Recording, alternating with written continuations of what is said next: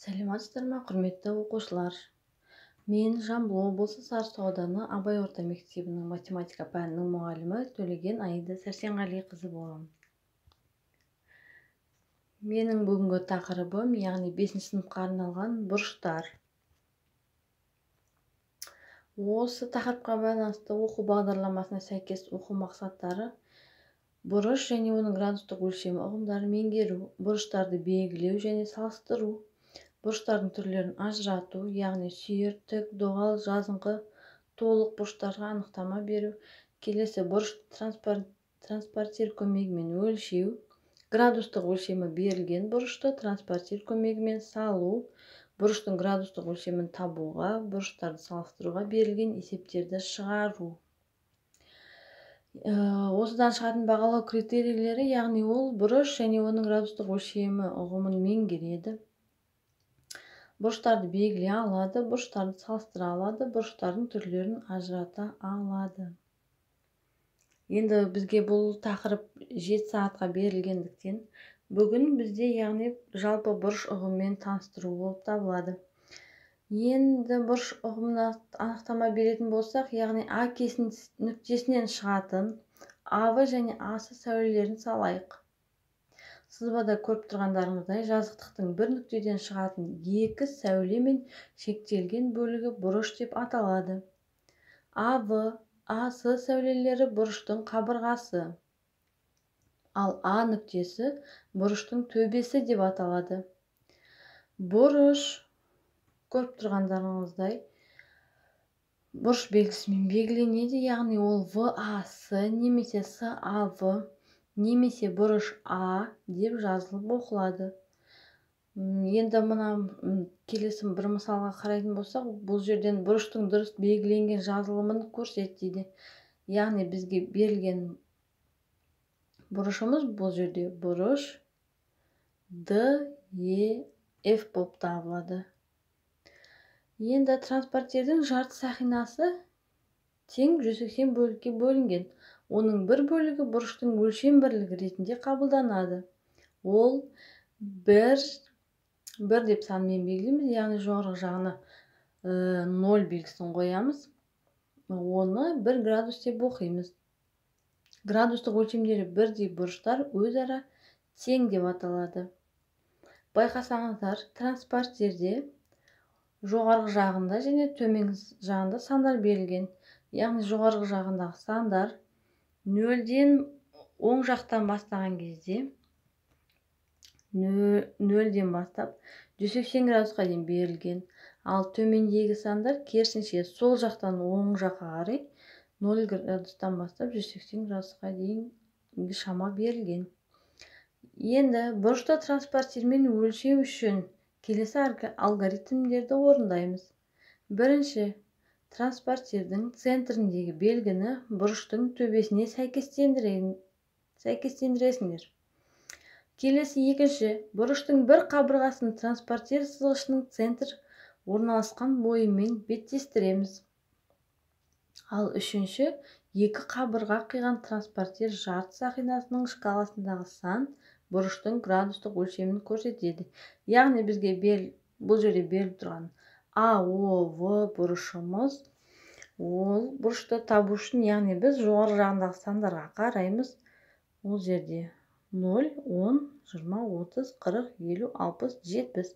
Яғни АОВ бұрышымыз 70 градусқа тең екен. Келесі 65 градусқа тең АОВ бұрышын салуды алгоритм бойынша орындайық дейді. Бірінші ОА сәулесін саламыз. Яғни транспортирдің центрін сәуленің басымен, ал сызғышын сәулемен беттестіріп орналастырамыз. Содан соң жарты сақинадағы 65 градусқа сәйкес келетін штрихтың үстіндегі нүктені В деп белгілейміз. ОВ сәулесін жүргіземіз. Сонда бізде АОВ бұрышы пайда болады. Мені көріп тұрғандарыңыздай 65 градус дегеніміз, яғни ол 60 пен 70-тің ортасын белгілеп аламыз. Келесі осыған байланысты тапсырмалар. Яғни бірінші тапсырма ол өрнекте дейді. Транспортир көмегімен осы қабырғасын ортақ етіп алып, шамасы 45 градус, 90 градус, 135 градус, 180 градус болатын бұрыштарды өлшеп салайық. Ол үшін бірінші көршілес сәулелер арасындағы бұрыштардың шамасын анықтаймыз. Яғни транспортирді аламыз да ортаңғы нүктесін О деп белгілеп, осыған сәйкес транспортирдің бойымен С нүктесін белгілеп аламыз. Және де осы жерден 45 градус шамасын өлшейміз да, сол жерді штрихтап, ол жерге кез келген А деп белгілеп, яғни А осы бұрышымыз 45 градусқа тең. Келесі 90 градусты өлшеп аламыз да, 90 градустың бойына В бұрышын белгілеп, В осы бұрышымыз 90 градус деп белгілейміз. Келесі транспортирдің бойынан 135 градусты белгілеп, ол жерге кез келген Д әрпімен белгілейтін болсақ, яғни Д осы қабырғамыз 135 градусты көрсетеді екен. Ал енді келесі 180 градус дегеніміз ол, яғни транспортирдің бойымен сызамыз да, ол жерді F деп белгілеп алатын болсақ, F осы бұрышымыз 180 градусқа тең. Енді екінші тапсырмада градустық өлшемі 90 градус болатын неше бұрыш бар дейді. Яғни градустық өлшемі 90 градус болатын бізде бір ғана бұрыш берілген. Келесі тапсырма градустық өлшемдері 36 градус, 84 градус, 95 градус, 110 градус, 168 градус болатын бұрыштарды сал дейді. Келесі екінші тапсырма шамасы 90 градус болатын бұрыш сал дейді. Оны көз мөлшерімен тең екіге бөліп, сәуле жүргіз. Транспортирмен өлшеп тексер. Бұрыштарды әріптермен белгіле. Бұрыштарды градустық өлшемін көрсетіп жаз дейді. Яғни 90 градусты теңді екіге бөлетін болсақ, ол 45-те 45 болып бөлінеді. Енді сол жердегі ортадағы сәулені кез келген әріппен белгілеп алсақ болады. Келесі үшінші тапсырма АОВ бұрышының төбесінен бұрыш АОС тең 46 градус дейді. Бұрыш ВО-ды тең 74 градус болатындай етіп, ОС және ОД сәулелерін жүргіз. ДОС бұрышының шамасы 18 градус болса, АО бұрышының шамасын есепте дейді. Осыған байланысты дескриптор бойынша бағалаймыз.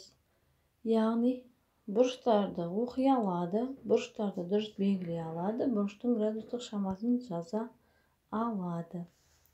Енді келесі бұрыштардың түрлеріне тоқталатын болсақ, суретте көріп тұрғанымыздай ОА және ОВ сәулелерінің басы О нүктесінде орналасқан. Яғни АОВ бұрыш.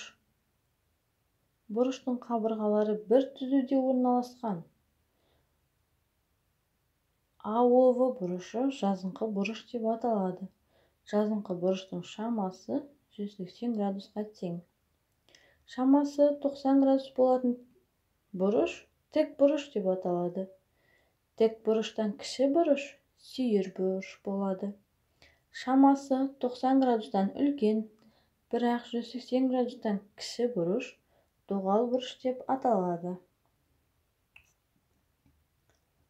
Келесі осыған байланысты есептер шығарайық. Бірінші тапсырма ауызша орында дейді. Шамасы 25 градус, 170 градус, 80 градус, 90 градус, 14 градус, 87 градус, 93 градус, 179 градус болатын бұрыштардың түрін ата.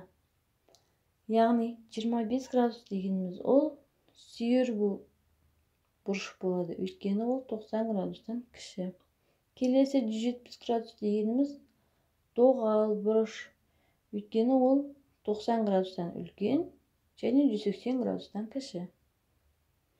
80 градус дегеніміз ол сүйір бұрыш болады, өйткені ол 90 градустан кіші. Ал 90 градус дегеніміз тік бұрыш. Келесі 14 градус сүйір бұрыш болады. 87 градус сүйір бұрыш болады. 93 градус дегеніміз доғал бұрыш болады, өйткені 90-нан үлкен. Келесі 179 градус дегеніміз ол доғал бұрыш болады. Енді келесі бұл тапсырмасы бойынша бір тәулік ішінде сағаттың минуттық тілі мен сағаттық тілі неше рет тік бұрыш жасайды дейді. Яғни қолдарыңа сағатты алып, өздерің сағаттың минуттық тілі мен сағаттық тілін жылжытып көретін болсаңдар, байқайсыңдар, яғни тік бұрыш екі рет жасалады. Яғни минут тілімен айтатын болсақ, ол 15 минут және 45 минутқа келген кезде тік бұрыш жасайды. Ал келесі сағат тілімен айтатын болсақ, яғни сағат 3:00 және 9:00 болған кезде екі рет тік бұрыш жасайды. Келесі екінші есеп. 103 градус, 44 градус, 91 градус, 15 градус, 149 градус, 90 градус, 66 градус, 180 градус бұрыштардың ішінен алдымен сүйір, содан кейін доғал бұрыштарды теріп жазайық. Дәптерлеріңе тапсырмаларды орындап отырыңдар. Келесі үшінші тапсырма. А осы жазыңқы бұрыш дейді.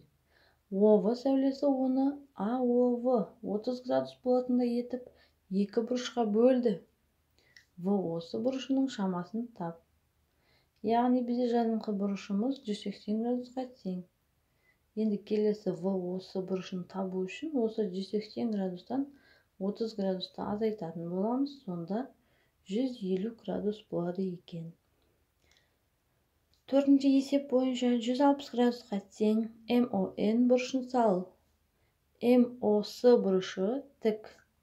СОН бұрышы сүйір болатындай етіп, осы сәулесін жүргіз дейді.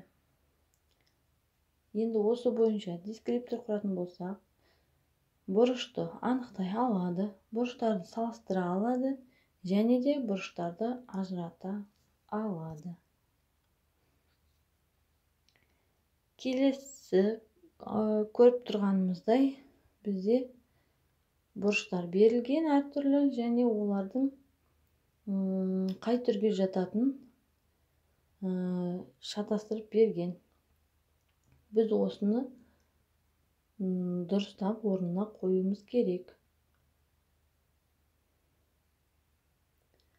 Осы бойынша дескриптор құрсақ, яғни бұрыштың градустық шамасын жаза алады, түрін анықтай алады.